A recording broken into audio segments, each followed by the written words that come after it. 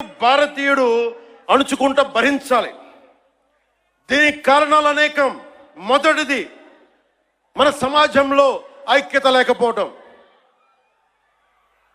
కులాలు, సాంస్కృతిక ప్రాంతీయ విభేదాలు ఉండటం, పిరికితనాన్ని మంచితనం అనుకోవటం, చేతగానితనానికి సహనం అని పెట్టుకోవటం భారతదేశ సంస్కృతిలో మూల లక్షణాలు అయిపోయినాయి. When anyone says from Kashmir to Kanyakumari, whoever abusing Sanatana, they're getting away with it. Only and because of the reason is in Bharatiya society, in Bharatiya landscape, we don't have the unity, we don't have the integrity. As we are divided by caste, we are divided by region, we are divided by linguistic abilities. And that's what the reason is.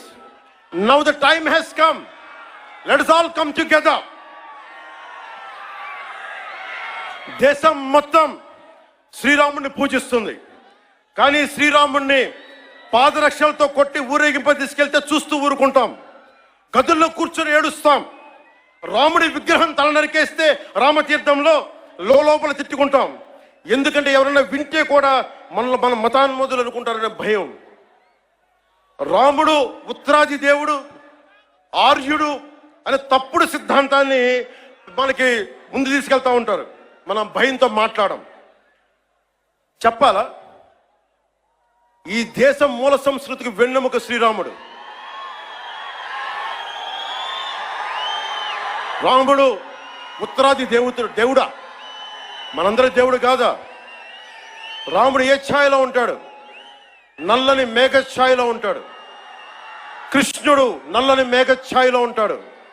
Kalikadevi నల్లని ఛాయలో ఉంటుంది. సనాతన ధర్మానికి రంగు వివక్ష లేదు. ఇది కొత్తగా తీసుకొచ్చిన మెకాలే రంగులు ఇవన్నీ. మీకు సూడో సెక్యులర్ వాదులకు చెప్తున్నాం, don't rub your ideology on to us. We are beyond race and creed. We are beyond.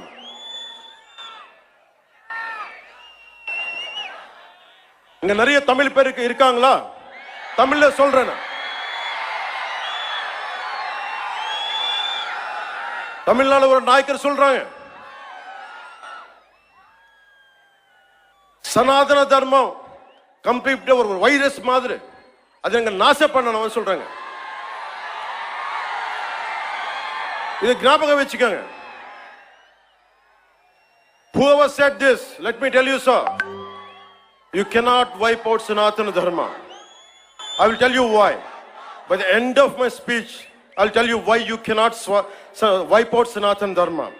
If anyone tries to wipe out Sanatana Dharma, let me tell you, from the feet of Lord Balaji, you will be wiped out.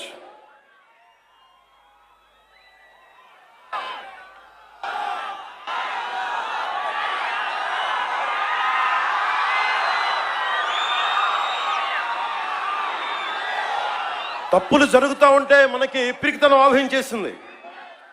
నేను ఎప్పుడు అభివృద్ధి, యువతకు ఉద్యోగాలు కావాలి, అభివృద్ధి జరగాలి. నేను ఇన్నిసార్లు చూశాను. ఇన్ని దశాబ్దంలో నేను అందరినీ కౌలు రైతులకు సహాయం చేశాను. మతం చూడలా. ఎంతమంది ముస్లిం రైతులకు నేను సహాయం చేశాను. ఎంతమంది యేసుక్రీస్తు మతం పుచ్చుకున్న రైతాంగాన్ని నేను సహాయం చేశాను. సనాతనం పాటించేవాడు ఎప్పుడు మత వివక్ష పాటించడు. నేను కోరుకుంటున్నది ఒకటే, నేను అన్ని మతాల్ని గౌరవిస్తా, నేను ఆరాధించే సనాతన మతాన్ని దూషించకండి. అదొకటే నేను కోరుకున్నాను. ఎందుకు మనం మాట్లాడలేం? మనలో వీరత్వం చచ్చిపోయింది. మనం ఎట్లా తయారయ్యామంటే జీవం కోల్పోయాం మనం. అందుకే నేను ధైర్యంగా ఎందుకు నిలబడ్డాను? 151 ఎమ్మెల్యేలుండి 23 మంది ఎంపీలుంటే అంతమంది కలిసి నన్ను ఒక్కడినే తెలంగాణ బార్డర్లో ఆపేస్తే ఎందుకు వచ్చాం బయటికి? ధైర్యం, వీరత్వం. తప్పు జరుగుతున్నప్పుడు ఎప్పుడు ఎలుగెత్తి చెప్పాలి.